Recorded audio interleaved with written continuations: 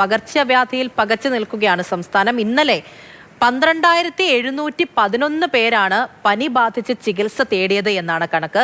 മലപ്പുറത്ത് ഇന്നലെ 2,826 പേർക്കാണ് പനി ബാധിച്ചിരിക്കുന്നത്. 157 പേർക്ക് ഇന്നലെ ഡെങ്കിപ്പനി സ്ഥിരീകരിച്ചപ്പോൾ 380 പേർ രോഗലക്ഷണങ്ങളോടെ ചികിത്സയിലാണ്. എലിപ്പനി ബാധിച്ച് ഇന്നലെയും ഒരു മരണം റിപ്പോർട്ട് ചെയ്തിട്ടുണ്ട്. ഇന്ദുലേഖ രേണുവാണ് വിവരങ്ങളുമായി ചേരുന്നത്. Indu, good morning. അസുഖങ്ങളെയൊക്കെ ശ്രദ്ധിച്ചേ പറ്റുമല്ലേ? ഈ കുറച്ച് ദിവസങ്ങളായിട്ട് നമ്മൾ സംസാരിക്കുന്നില്ലായിരുന്നു, പക്ഷേ കണക്കുകൾക്കൊന്നും ഒരു മാറ്റവും ഇല്ല എന്നാണ് ആരോഗ്യവകുപ്പ് പറയുന്നത്. അപ്പോൾ എങ്ങനെയാണിപ്പോൾ ആരോഗ്യവകുപ്പ് നൽകുന്ന നിർദ്ദേശങ്ങൾ?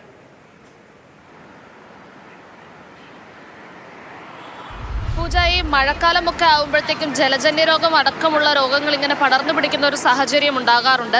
എല്ലാ തവണയും അത് അങ്ങനെ തന്നെയാണ്. പക്ഷെ ഇത്തവണ മഴ പതിവിലും കുറവാണെങ്കിലും ഈ പടരുന്ന അസുഖങ്ങളുടെ കണക്കിൽ വലിയ കുറവൊന്നുമില്ല. അതിപ്പോൾ പൂജ പറഞ്ഞ കണക്കുകൾ വെച്ച് തന്നെ നോക്കുമ്പോൾ മനസ്സിലാവും. കാരണം 10,000-ന് മുകളിലാണ് ഓരോ ദിവസവും ആശുപത്രിയിൽ പനി വരെ ബാധിച്ച് എത്തുന്ന രോഗികളുടെ എണ്ണം. ഇന്നലെ മാത്രം സംസ്ഥാനത്ത് പനി ബാധിച്ച് ആശുപത്രിയിലേക്ക് ചികിത്സ തേടിയെത്തിയത് 12,711 പേരാണ്. ഒന്ന് ആലോചിച്ച് നോക്കൂ, 10,000 കടന്നിരിക്കുകയാണ്.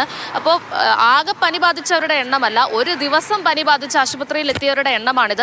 അത് വളരെ കൂടുതലാണെന്ന് തന്നെ പറയാം. ഇപ്പം മഴയൊന്നും അധികം പെയ്യുന്നില്ല എങ്കിൽ കൂടി പനി പകരുന്നതിൽ യാതൊരു വിധത്തിലുള്ള കുറവും ഇല്ലെന്നാണ് മനസ്സിലാക്കുന്നത്. തിരുവനന്തപുരം, തൃശ്ശൂർ, പാലക്കാട്, മലപ്പുറം എന്നീ ജില്ലകളിൽ 1000-ലേറെ പേർ പനി ബാധിച്ച ആശുപത്രികളിലേക്ക് എത്തുന്നുണ്ട്. ഏറ്റവും കൂടുതൽ പനി ബാധിതരുള്ളത് മലപ്പുറമാണ്. അപ്പോൾ വടക്കൻ ജില്ലകളിലേക്കുള്ളവരൊക്കെ നന്നായി തന്നെ ഒന്ന് ജാഗ്രത പുലർത്തേണ്ടതുണ്ട്. പറഞ്ഞതുപോലെ തന്നെ 157 പേർക്ക് ഡെങ്കിപ്പനി സ്ഥിരീകരിച്ചിട്ടുണ്ട്. പാലക്കാടാണ് ഏറ്റവും കൂടുതൽ പേർക്ക് ഡെങ്കിപ്പനി സ്ഥിരീകരിച്ചിട്ടുള്ളത്. 6 പേർക്ക് ഷിഗല്ല സ്ഥിരീകരിച്ചിട്ടുണ്ട്. ഷിഗല്ലയും നിപ്പയും ഒക്കെ വളരെയധികം ഭീതിയോടുകൂടി പൊതുജനം നോക്കിക്കാണുന്ന അസുഖങ്ങളാണ്.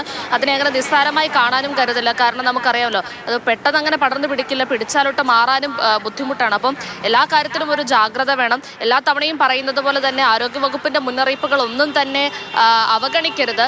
കൃത്യമായ രീതിയിലുള്ള ജീവിതശൈലി മുന്നോട്ട് കൊണ്ടുപോകണം.